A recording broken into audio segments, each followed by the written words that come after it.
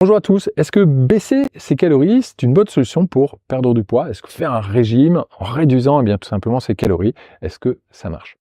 Je vous parle de ça parce que j'ai une personne au téléphone il n'y a pas longtemps, c'était son cas. Cette personne avait réduit bien, tout simplement ses calories au niveau de ses repas, avait carrément même enlevé les glucides et pratiquement même tous les gras tout simplement de son assiette.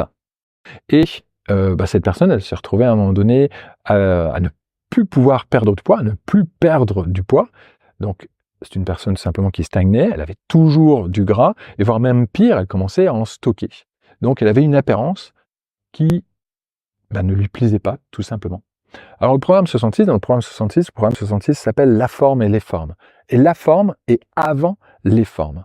Donc quand vous voulez perdre du poids, votre objectif c'est d'abord de rechercher à être en forme.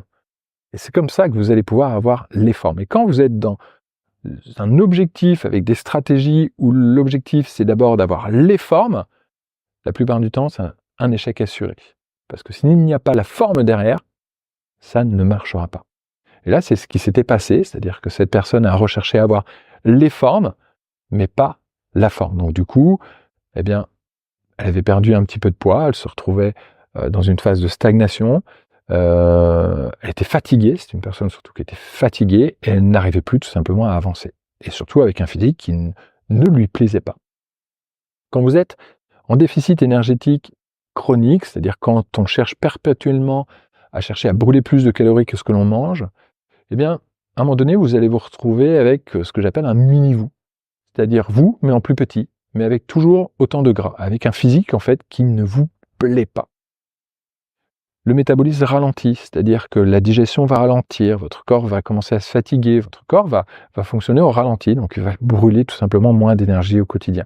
Et en plus, votre corps va commencer à stocker, parce que vous ne lui donnez pas assez à manger, donc lui il fait des réserves, tout simplement. Donc, réduire ses calories,